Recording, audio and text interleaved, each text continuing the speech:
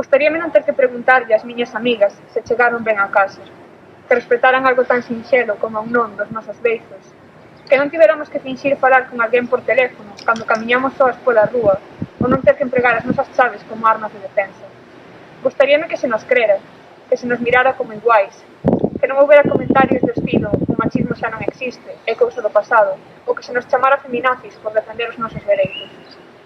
Que non nos chamaran exageradas por querer ser vivas. Gustaríame non ter medo de quedar soa con homes ou de levar unha saia curta.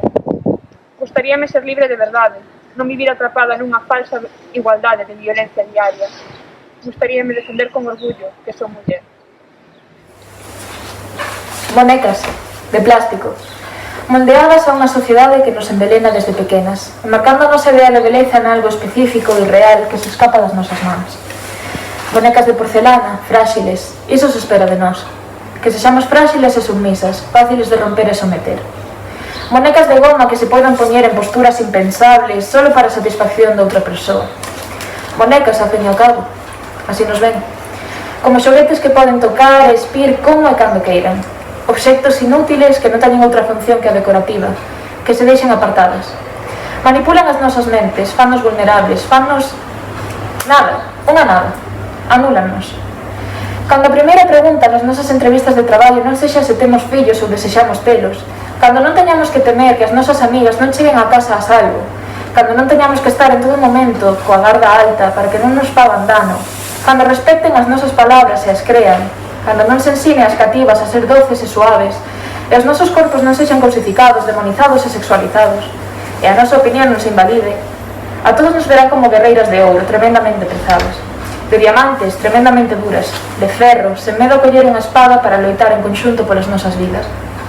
E cando se den conta de que esa colección de bonecas que ven é en realidade un exército de loitadoras dispostas a calquera cousa para facer xustiza ás que caeron no pasado e abrir un camiño máis amplo ás que veñen no futuro, entón, e só entón, creerei que vivo nunha sociedade igualitaria.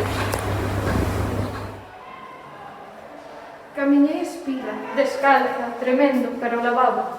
Vin o meu reflexo no espello. As vaguas debuxaban miles de formas sobre as miñas meixelas. Corrían pola miña pele sen permiso. Pechei os ollos e lembrei os dedos fríos de alguén que non quería que me tocara, que recorrían cada repuncho do meu corpo sen autorización ningunha, mans que me apretaban cando intentaba escapar. Ao abrilos, vin partes do meu corpo marcadas en vermello, posiblemente sangue das feridas que non eran visibles, pero definitivamente estaban aí. Vin a cara da xente que non me creería se lles dixera algo. Escoitei as palabras de todo tipo que me diría: "Es unha zorra, irías provocando, a saber que levabas posto. Iso pásache por ir só esas horas." Cando caí, recibín o frío do chan como unha aperta que si permitín. Pensei de 20.000 maneiras como podía ser iso culpa miña. Como podería ser eu a culpable de que me converteran nunha boneca coa que puidera facer o que quixeran? Nun recuncho da miña mente había algo que berraba. Berraba e causaba unha dor terrible. Decidín escoitalo. Cando lle fixen caso, o son chegou a min como unha cariña. Un susurro que trataba os meus oídos con agarimo.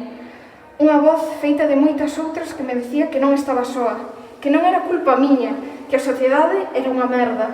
E decidín loitar, coller as mans das miñas compañeiras, berrar que non somos xoguetes, berrar que non somos obxetos, berrar que non é culpa nosa, berrar para que o mundo se tinguira de violeta.